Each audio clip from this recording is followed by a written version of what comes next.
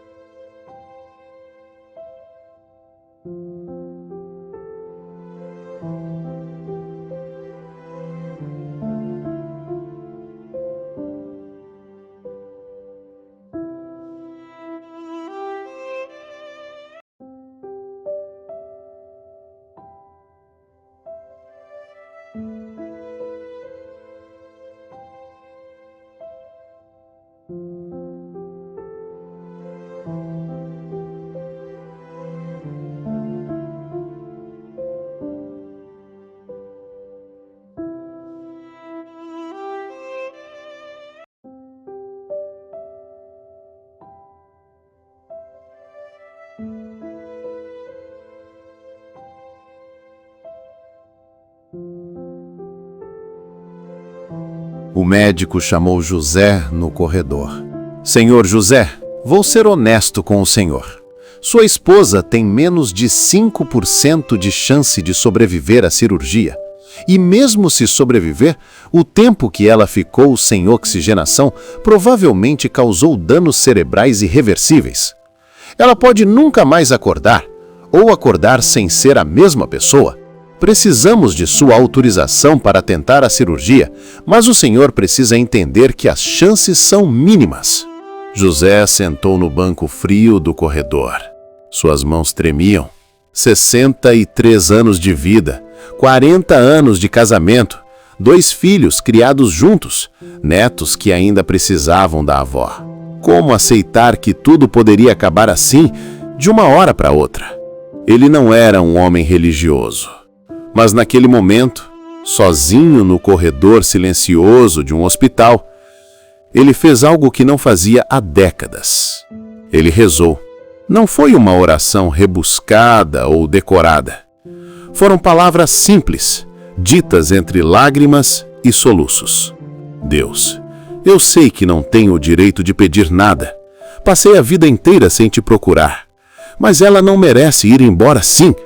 Por favor, se existe alguma forma, algum jeito, algum milagre, eu te peço, salva a minha esposa.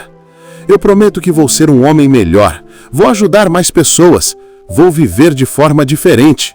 Só não leva ela de mim ainda. José assinou os papéis da cirurgia. Maria foi levada ao centro cirúrgico às 2 da madrugada. A cirurgia, que deveria durar cerca de 6 horas, começou com a equipe sabendo que cada minuto era crítico. O cirurgião cardiovascular, Dr. Roberto, um homem de 50 anos com centenas de cirurgias bem-sucedidas no currículo, sabia que aquela seria uma das mais difíceis de sua carreira. A dissecção aórtica acontece quando as camadas da parede da aorta, a maior artéria do corpo, se separam. O sangue começa a fluir entre essas camadas, criando uma falsa luz, que pode... Os filhos chegaram de outras cidades. Amigos visitavam. Colegas de trabalho de Maria mandavam mensagens. Correntes de oração foram criadas em grupos de WhatsApp. Pessoas que mal conheciam Maria estavam rezando por ela em diferentes cantos do país. Algo estava acontecendo. Uma mobilização silenciosa de fé e esperança. No terceiro dia, os médicos começaram a reduzir a sedação. Era o momento da verdade. Ou Maria acordaria, ou ficaria em estado vegetativo, ou pior. Todos seguravam a respiração enquanto os medicamentos eram gradualmente diminuídos. Horas se passaram. O corpo dela começou a dar pequenos sinais de reação, um movimento involuntário no braço, uma contração no rosto. E então, na tarde daquele sábado, 5 dias depois da parada cardíaca, 20 minutos sem oxigenação adequada no cérebro, contra todas as probabilidades médicas e estatísticas, Maria abriu os olhos. Não foi um despertar confuso ou desorientado. Ela olhou diretamente para José, apertou de volta a mão dele e disse, com voz fraca mas clara: "Oi, amor, por que você está chorando?" A equipe médica não acreditava.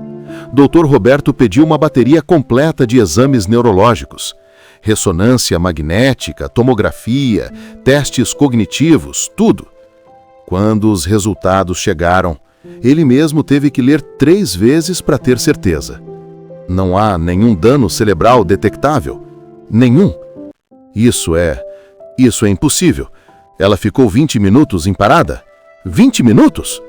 Mas havia algo que ninguém além de Maria sabia. Algo que ela contou apenas para José quando ficaram sozinhos. Durante aqueles 20 minutos, ela não estava inconsciente. Ela estava em outro lugar. Ela viu uma luz, sim, mas não era como nas histórias que ela sempre achou que era um exagero ou alucinação. Era real, tangível, e havia uma presença ali. Algo que ela não conseguia explicar com palavras, mas que transmitia um amor tão profundo que ela nunca tinha experimentado antes. E essa presença, seja lá o que fosse, disse a ela que ainda não era a sua hora, que havia pessoas rezando por ela, que havia propósito ainda não cumprido, que ela precisava voltar. Maria, a mulher cética que só acreditava no que podia comprovar, teve que admitir que havia testemunhado algo que a ciência não conseguia explicar. Maria teve alta hospitalar 3 semanas depois. Voltou para casa caminhando com as próprias pernas, pensando com clareza absoluta, sem nenhuma sequela física ou mental. Os médicos classificaram o caso como recuperação excepcional e atípica. Dr. Roberto, em particular, nunca mais foi o mesmo depois daquele caso. Ele começou a questionar se realmente conhecia todos os mistérios da vida e da morte. Hoje, 3 anos depois, Maria trabalha como voluntária em hospitais, conversando com pacientes que estão em situações difíceis, oferecendo esperança e sua própria história como testemunho. José cumpriu sua promessa. Eles se tornaram pessoas mais generosas, mais presentes, mais gratos por cada dia. E toda noite, antes de dormir, eles agradecem juntos pelo milagre que vivenciaram. A ciência tem suas explicações. Sorte, dizem alguns. Coincidência, afirmam outros. Resiliência do corpo humano, argumentam os mais céticos. Mas para Maria e José, e para as dezenas de pessoas que acompanharam aquela jornada, foi algo muito maior. Foi a prova de que há forças operando neste universo que vão além da nossa compreensão. Foi a confirmação de que a oração, a fé e o amor têm poder real, mensurável, transformador. Quantas vezes você já se sentiu sem esperança? Quantas vezes já achou que não havia saída? Quantas vezes duvidou que suas orações fossem ouvidas? A história de Maria nos lembra que milagres não são apenas eventos sobrenaturais distantes que aconteceram há milhares de anos. Eles acontecem hoje. Acontecem em hospitais modernos, acontecem com pessoas comuns, acontecem quando menos esperamos e mais precisamos. Talvez você esteja passando por um momento difícil agora. Talvez alguém que você ama esteja enfrentando uma batalha que parece impossível de vencer. Talvez você mesmo tenha perdido a fé de que as coisas podem melhorar. Mas essa história real, documentada, com relatórios médicos e testemunhas, prova que nada é impossível, que a esperança não é ingenuidade, é sabedoria, que rezar não é perda de tempo, é investimento no invisível que se torna visível. Se essa história tocou seu coração, se ela te deu um pouco de esperança renovada, se ela te fez acreditar novamente que milagres acontecem, inscreva-se neste canal. Aqui, toda semana, compartilhamos histórias reais e verificadas de milagres modernos, de orações atendidas, de vidas transformadas pelo poder da fé. Porque em um mundo cheio de notícias ruins, precisamos lembrar que o bem, o amor e o sagrado ainda operam poderosamente entre nós.